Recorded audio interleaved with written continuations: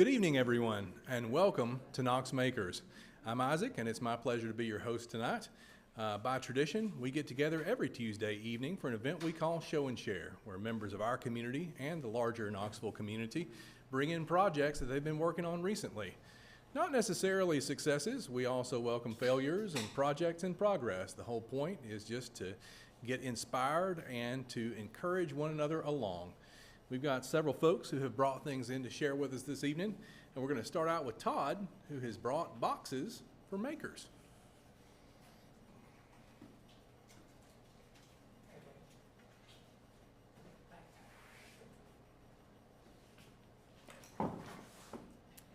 So, let me get my phone going here. Hi everybody, I'm Todd. I do the D&D on Thursday nights. We have a game going, and my players are really cool, and I appreciate them.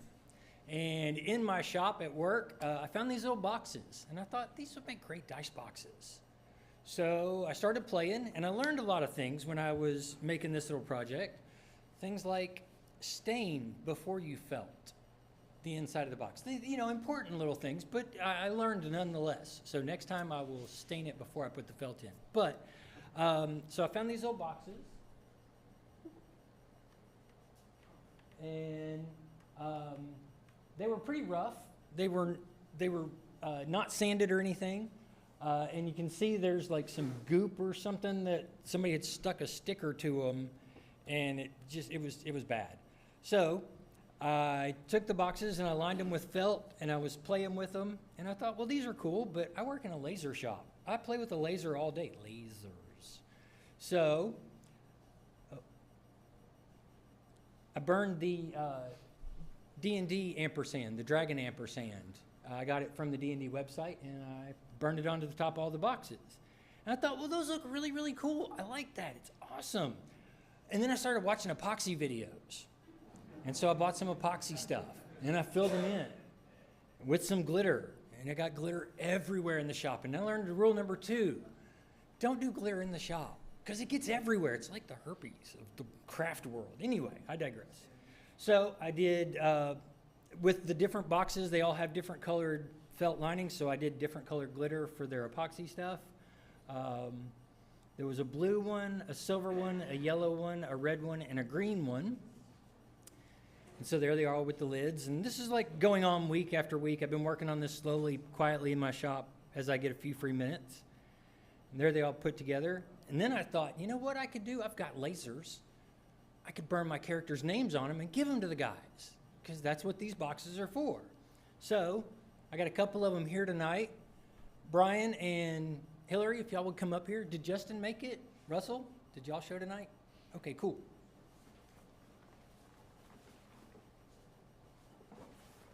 This is Justin's box. It's yellow, and it's got the yellow felt inside it. Russell's box is the green one. It's got his name on it, Bird Caven. Brian.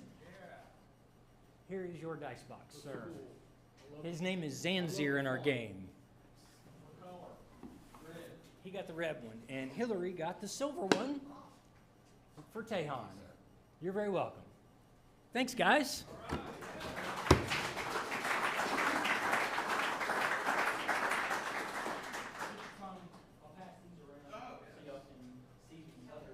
Todd. Yeah. Oh, yeah, that'd be important. What kind of wood did you use? I found these boxes. Oh. They were just scraps in the shop. They were just little boxes that I found back here. And I was like, hey, these are dice boxes. I think there are points in every project where you have to stop and question yourself. Really? When you reach for the glitter, really? I mean, sometimes the answer is yes. I'm just saying ask the question. Next up, we've got Anthony, who has brought Super Desk Part 2. Yay. Why, hello, everyone. It is me. I am Anthony. So last time I came here, let's just say it like it was. I was extremely excited to be up here. And so, but the looks I got were discouraging because, well, it was difficult getting the ideas that are up here out there. And yeah. So what I wound up doing is drawing out a diagram for us both where I may be able to use any remaining time for questions, because I think I've done a pretty good job, if I might say so. Nope, hold. There we go. So, this is a diagram of the super desk, and I'm so sorry, I have a phone on that table. Could I get you to throw that at me? Not literally. Yeah. So, I did take a few shots of, well, first off, let me explain what this is. This is a wiring diagram of my super desk that I have at home. This is what I game on. Let me give you an actual picture so it makes a little more sense. Just bear with me. Or I have not done this again. That is okay. I can at least, oh, actually, here it is. I found it. So, it's just a computer desk. So it's not too crazy, but it is. As you can see, this is the wiring diagram of the desk. I've just gotten tired of having cords everywhere, and so this is my solution to the cords. Basically, the desk doesn't even matter. That it's there is totally irrelevant. It can be any desk in front of it. It's the cords and the wires that are the computer. What I'm trying to go for, actually, I was inspired by an episode of HBO's Westworld, where I saw this amazing mess of cords that somehow still went to where they needed to go. And I was like, well, I can do that. And so, well, here it is. I did a little video as well, just to illustrate even better. So, yes, cords, but they are slowly coming together into one large cord anyway, the point is, I've taken my computer apart, changed things so many times. I hate that I have to do it at this point. So, yeah, I'm making it easy on myself. I've already refined, well, like I said, the cords and all. And yeah.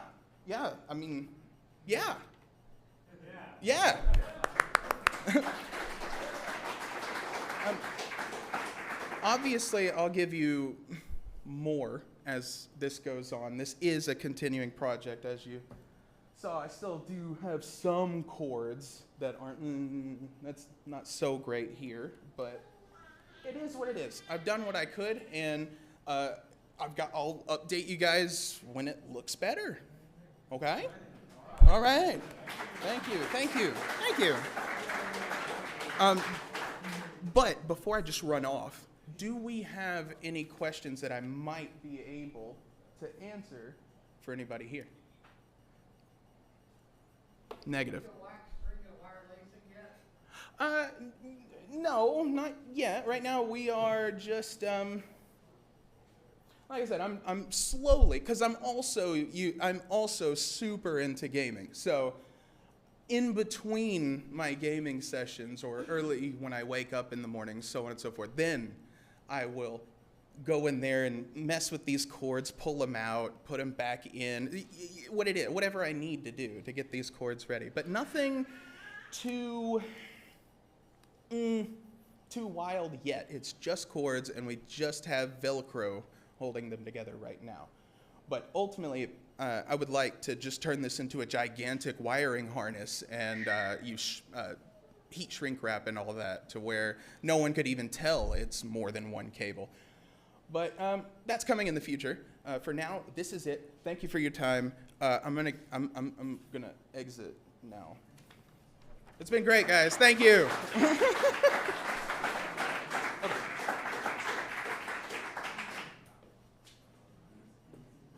And don't sell the Velcro short now.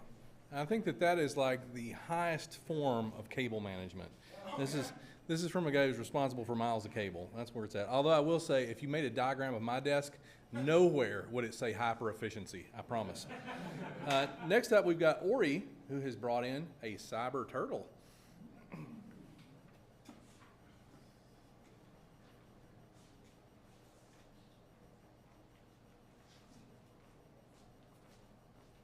The hardest part about this project has been coming up with a name. I think Cyber Turtle actually happened in the car on the way here. So during the pandemic, I thought that I had a great idea and I was going to buy a bunch of broken Roomba 600 series vacuum cleaners and refurbish them because they're really fun and easy to work on. Like, there's only a couple of moving parts. So I bought a couple of broken ones and some extra batteries. And then they sat in a box for the better part of a year. Anyway, so a couple of them had bad boards, and I thought, I'm going to finally do something with this. And I've taken the wheels off of a couple of them, 3D printed some holders, and gotten them attached to this wooden board. And I'm using two little microcontrollers that are Wi-Fi. They're ESP8266s. This one's actually a Wi-Fi server, so this is the hotspot that serves the Wi-Fi network. And then in this little box, I've got a transmitter, or I've got it connects to the Wi-Fi on this chip. And this is connected to a Wii Nunchuck controller.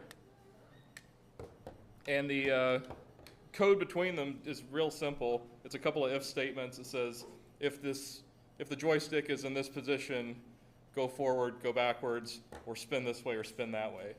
So that was pretty much all I did to get it together. The couple of cool things, I found these battery holders on printables, and those are printed with little cut-up pieces of the aluminum shield from the inside of the Roomba as the battery terminals. So I try to recycle as much as I possibly could out of the Roomba robots for this project. So yeah, even down to the little battery contacts, they're just the aluminum from inside the board. And then the whole thing runs off of this chip, which I've got nestled onto this board. And then underneath it is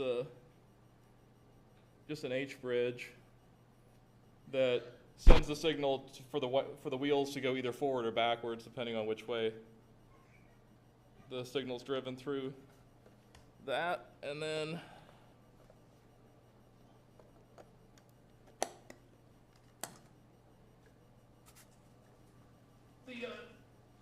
the shell that makes it a turtle is just 4 sections, 3D printed.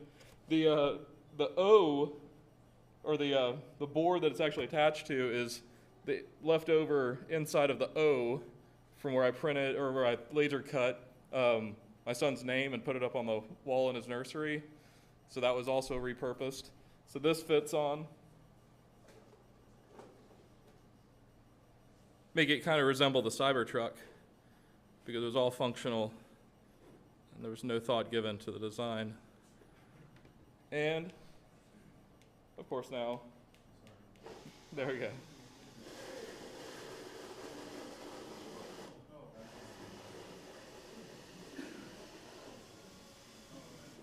The lid's not an exact fit. That is the Cyber Turtle. I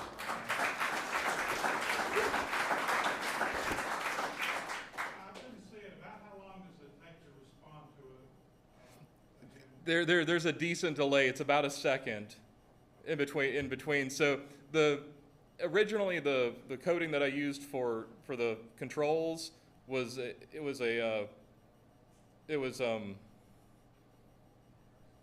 am I trying to say? It wasn't on off. It was gradual, and that didn't work well at all. So I cut all of that back and just had a simple if forward, give it 100%. If backwards, give it 100%. The gradient, sorry. The gradient control didn't work well at all because of the delay in the controls. I've got a RF transmitter or transceiver pair that I thought about doing with just a pair of Arduinos, but I haven't gotten into that part of the project yet. I wanted to see if I could do it with the Wi-Fi because I hadn't tried to do any projects where I had two Wi-Fi controllers speaking directly to each other. So that was part of what I wanted to test out with this. What do you think is causing that delay? It's just it's using HTTP, so it's slow getting back and forth between the two. As a protocol, I don't think it's a good design for something that's supposed to be really immediate response. Have you considered adding a weapon to it? Sorry? Have you considered adding A weapon to it? Well, no. So I did a picker arm. I printed one of those with a couple of just small servos. I thought about attaching it somewhere so that it could be a picker, but I could weaponize this, so I'm not opposed to it. But I hadn't thought about it yet. Yeah. That might be something I could get into, but I think it needs a name. Cyber Turtle. Oh, but that's not. I know. Two things. One, I really enjoy the new cyber turtle, but also, it's great.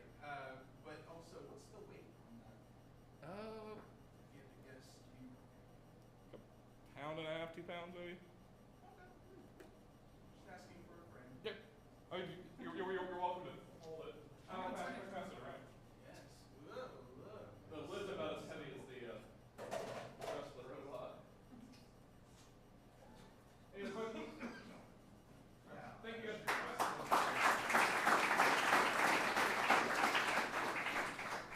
It's almost as if John Dale has an agenda in mind. Next up, it's everyone's favorite share. Diane has brought cookies.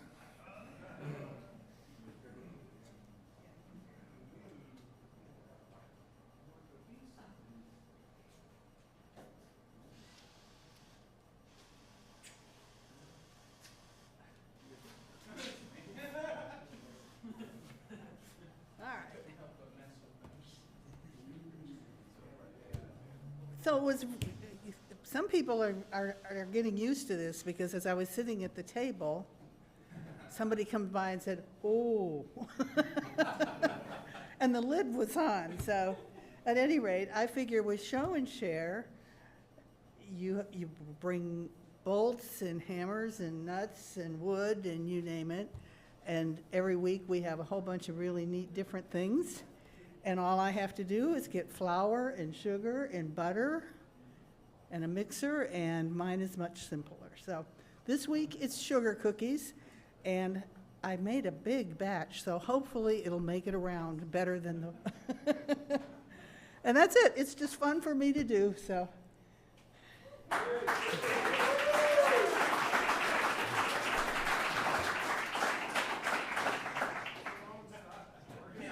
Billy signals here first. It always starts there. Right here. Now that Did you notice that they see where I'm sitting and they start getting?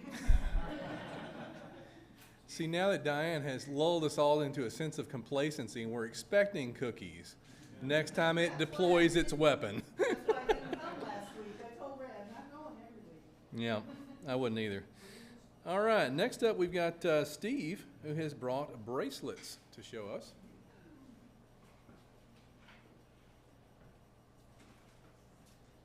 Oh, there's no nuts in them, and it's all sugar cookies. I forgot to mention that.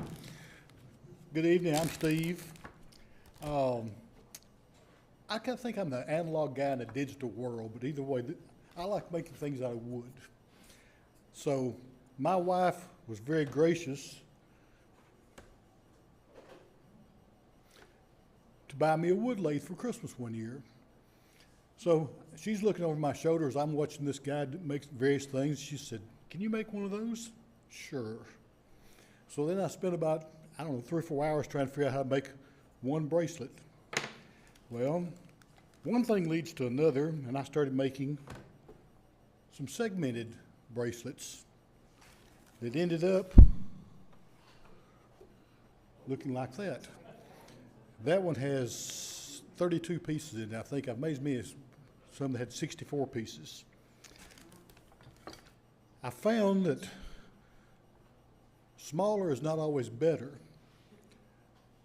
A couple of problems I ran into, but one of them that was probably the most catastrophic. Well, here's a couple of pieces. They don't bounce off concrete very well. Thinner doesn't always work, but I've got some ideas where I'll take the bigger ones and I'll make slices off of it, rotate it, glue it back together, and have a little more bonding action. But, you know, some of the different woods, and I may even mix and match some of these woods. But that's one of the issues. Not only were they a little more fragile when I get thinner, I found out that my wife and some of the friends that she gave them to, some of the body lotions they put on was kind of working against my finishes. So I think I'm going to have to go to a lacquer or some other finish, but at this point I've kind of put it on hold till I get all the other issues worked out of it. But in case you're wondering, I use a sled on table saw. It doesn't fit. And I can make any size that, you know, whatever angle is visible in a 360, you can make the segments, and they work out rather well. I've been surprised at how easy that part of it was. But anyway, that's my show. Yes, sir. Oh, sorry about that. This is just a 22.5 degree.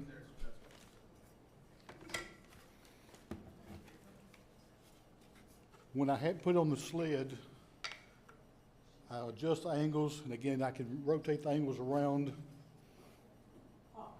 But I've used a 30, 60, 90 triangle, probably more than anything else, to make my angles. So you don't have to have. These are segments. Oh, so that jig is just making. Yes. Okay. All right. Yes. Of course, that was some of my first attempts. So, like the colors of the pieces, like in the lower left, you have a white wood and it looks like walnut of the. Maple, these are maples. This is a walnut cherry. What's that one right there? This one is a maple with walnut. Is the walnut also tapered or is that straight? No. I can't explain it as well as the guy that really does this. There's a website. You can go into segmentology. A fellow by the name of Jerry Bennett. After watching him, you can take once you cut your segments, you can put some other pieces in between, and it still works out. And occasionally, what I actually started doing the smaller pieces for, I was trying to make a bracelet that was of the right size to fit my wife's arm. And the first one I made was too small. And you can see the size of what I'm starting with.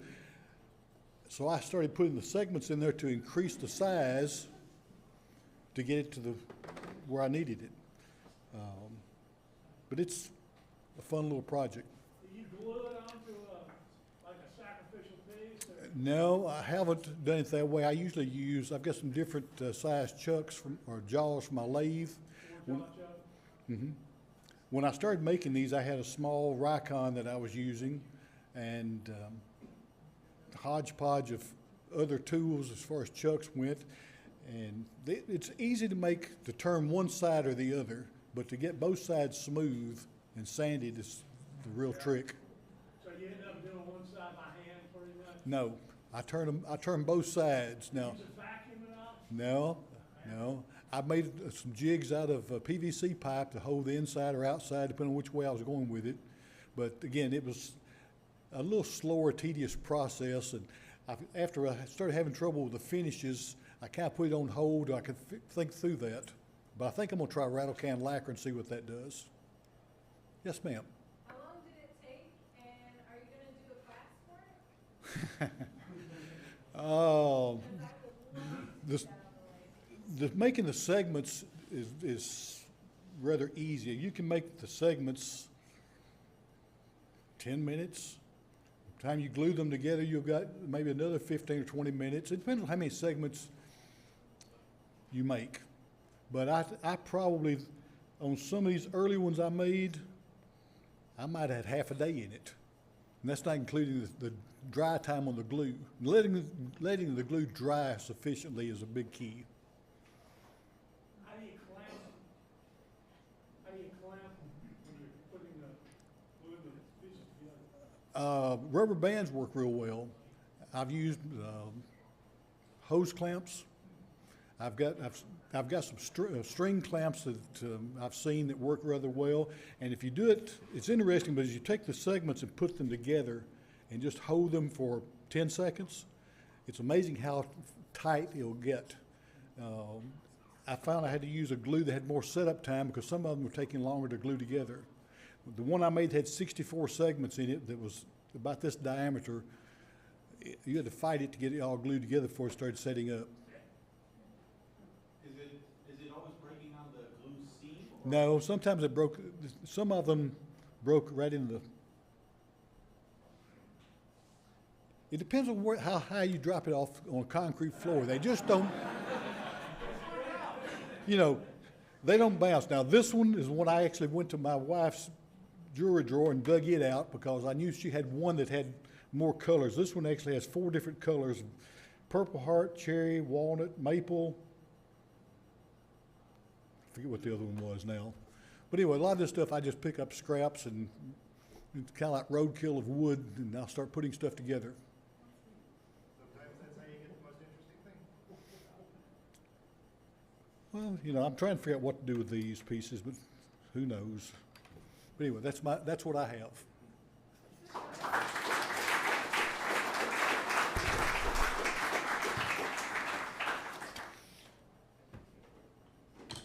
There's a couple pieces we'll pass around and see what the end results are. Excuse me? Don't drop them on Well, those, I handed the thicker pieces. This one goes back in the goodie box. All right. Those are really nice, Steve. Thank you. Bringing up the rear tonight, we've got Russell.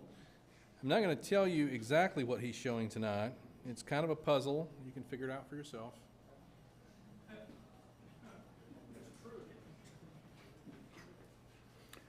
Good evening, everybody.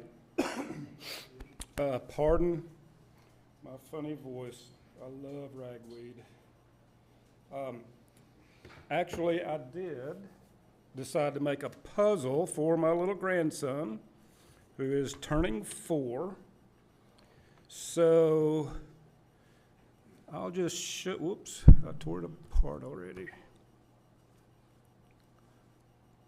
So here, oops, is the puzzle, but I'll show you the fail. I first etched these little machines here, and I thought, well, that'll work really well.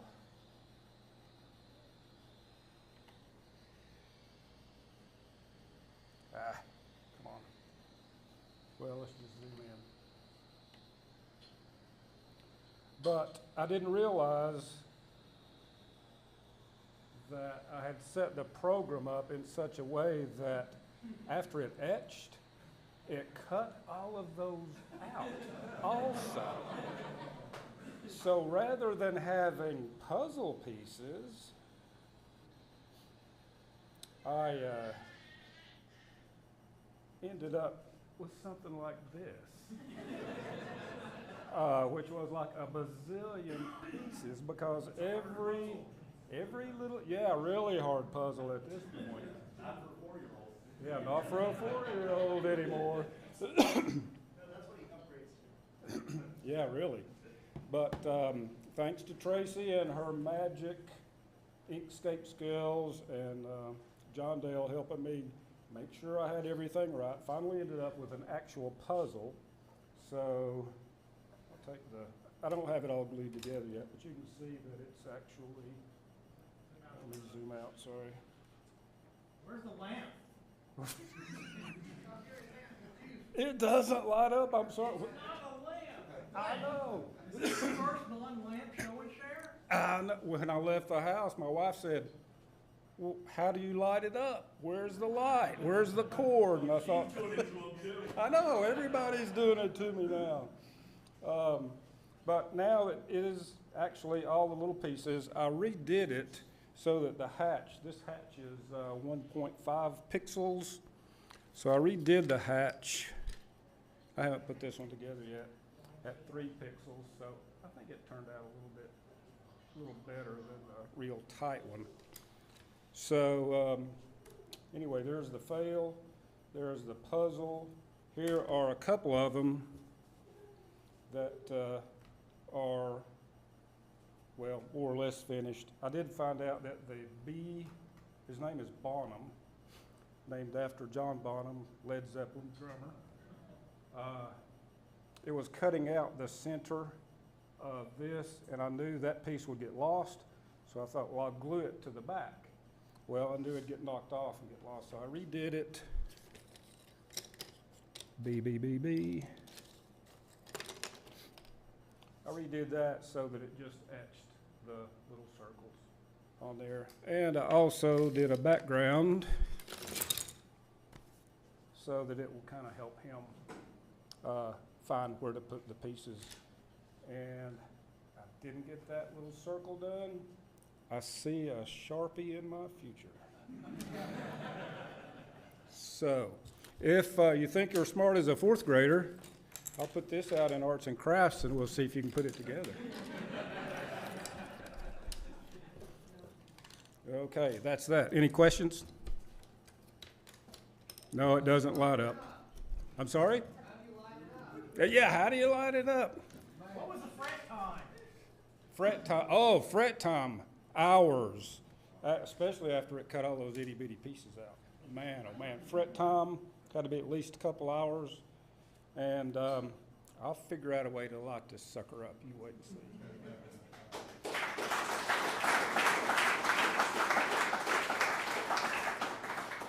That is quite charming. So that is the last scheduled show and share tonight. Did anybody miss getting on the list? Yes, sir.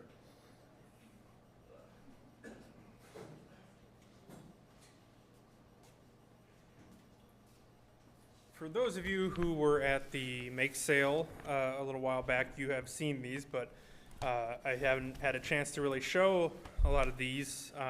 I started doing duct tape paintings a while back, and I wanted to put them out at my booth, and so I was just sort of in a mad sprint to make a bunch of them. And in that sprint, I learned a bunch of new techniques and like ways to just make them look nice. And so these are some of my better ones to date. I started with the smaller ones. These are pirate flags. If you've ever seen the show Our Flag Means Death, like they design their own flags, and so they make a skull eating another skull. And this one here is the actual flag of Blackbeard, and that one was really tricky because trying to get the details of the skeleton, I used a little scalpel and a ceramic knife kind of thing that they used to give away to cut open the shrink wrap on CDs. But it was really hard just trying to get those tiny little details without actually cutting them, so it was more like embossing them into there and taking sewing needles and like widening holes and stuff. But it came out pretty well. Then for those of you who recognize this iconic design there, it's from Akira, and that was just a fun one to do. Lettering is really hard because cutting circles or any sort of rounded shapes out with a scalpel is kind of tough. It doesn't like to do corners very well on duct tape, and especially the thicker stuff. And then I started doing multi-layered things, and this one was fun to do. And of course, it gave me an excuse to go and buy lots more different colors of duct tape. And then finally, this was my largest one I've ever done. If you are a fan of Stranger Things, I just decided I had to do the Hellfire Club logo.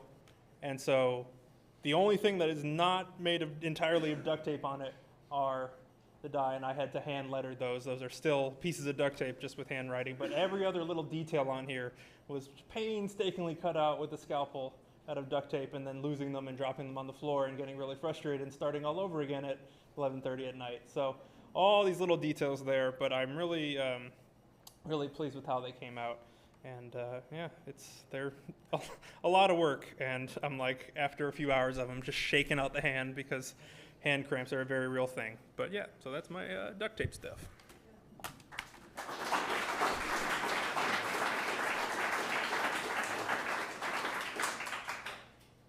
Very cool, man. Thanks. Anyone else? Last minute sign up? Yes, sir.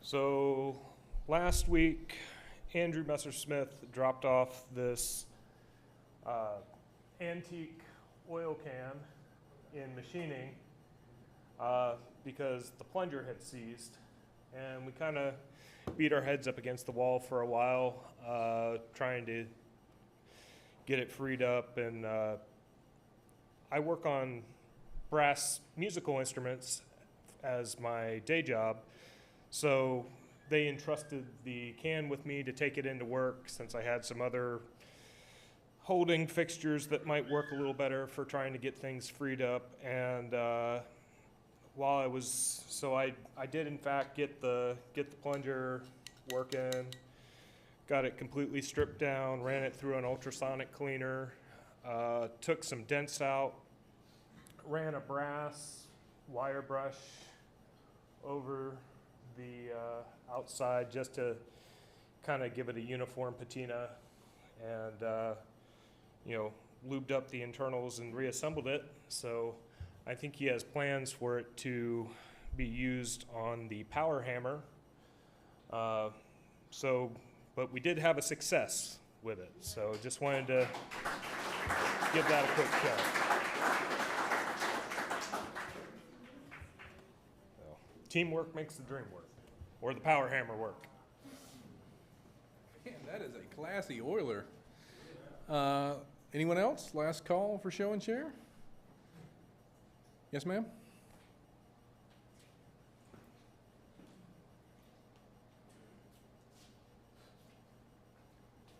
So last week when I was emceeing, I thought it was just incredible that nobody had a fail.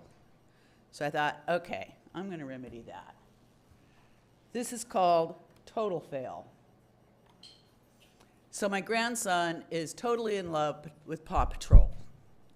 And just for those of you who aren't familiar, I thought, okay, I can make the badge and put it on a t-shirt, the color of this character. It's one of his favorites. So I went to the trusty embroidery machine. That was my first mistake. Yeah, and this is why we're waiting till we get the new one. So as you can see, I started to go here, but the white isn't quite going in the middle of the two green bars. So I tried a second attempt and a third attempt, and as you can see, none of them are really lining up very well at all. And when I tried to put the white for the arrows, it really looked bad. So okay, fine. I'm gonna try it with without the white. But as you can see along the side there, it's still not lining up. And I'm not taking this out of the machine at all. It just isn't remembering where 00 is. So I'm like, okay, all right, I think I'm ready now to put it on the t-shirt. Here we go. That looks okay. All right, let's go. Well, it didn't go very well. It kind of, yeah.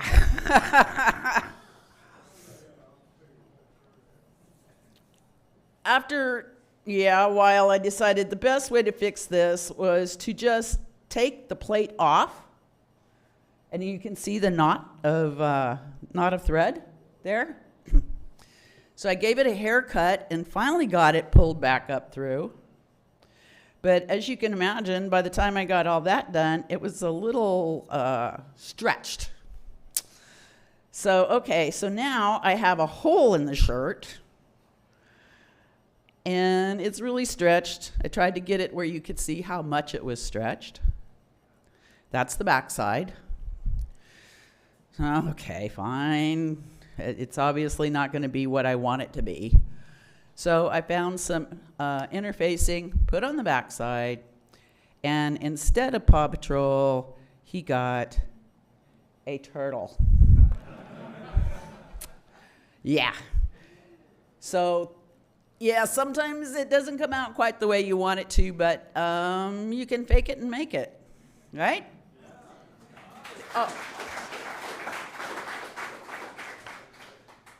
I've only just basically taken it with sewing, things like this, and I really want to get more into it, but before I do, the question is, when you have a total failure like that, what is the object you're supposed to throw when you're in trouble? Like normally in a garage, you have a wrench handy, you have all these things that you really throw against the wall hard.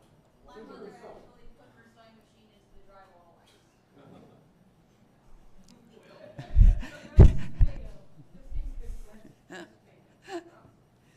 Yeah, I took a walk. You're a smart one, all right. Yeah. That helped a lot. But yeah, it can be stressful, no matter which area, zone you're in. Would it be cheating to put that embroidered on a separate piece as a badge and then attach the badge to the shirt? That probably would have been the smarter thing to do. And that will be the next time I try it. Yeah, because this T-shirt wasn't just a normal like adult T-shirt. It was very soft and very stretchy. And I did use, after trying the tearaway backing, I did use the sticky backing just to hold it in place. And I did start to get a little better result, but as you can see, it still slid, and yeah, no, it was bad. But salvaged. Anybody else? Okay, thank you all.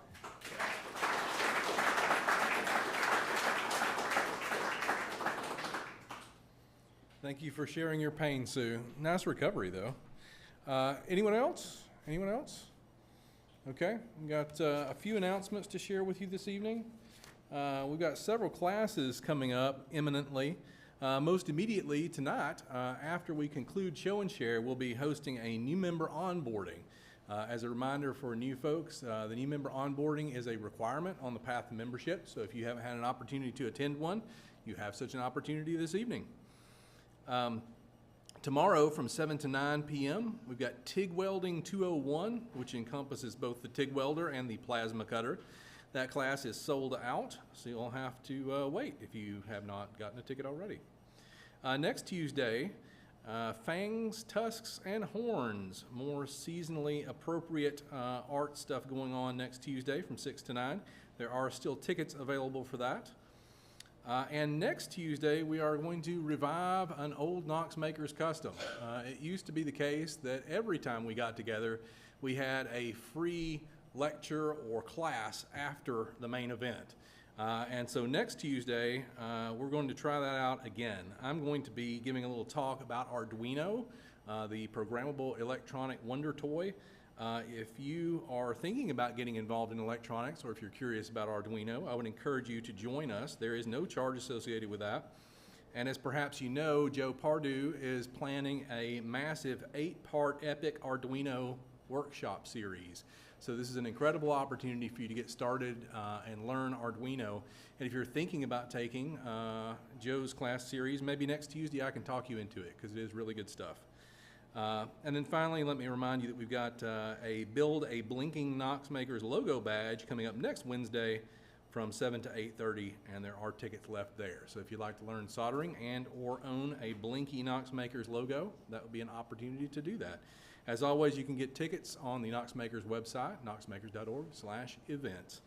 Thank you to everyone who puts forth the effort to organize these classes for us, and if you haven't done that already, consider it, because you absolutely know things that we don't know yet, and we want to learn them from you. Could I get volunteers to take out the trash this evening, please? Who will take out the trash? Thank you, sir. And the air filters want changing. Who will do that? Changing the air filters. Thank you. Very good. That concludes the show and share event tonight. Thank you all for your time and attention. We will have a brief recess, 5-ish minutes, let's say, and then we'll get involved with new member onboarding. Let's go out to the workshop and make some neat stuff, y'all. Thanks for being with us.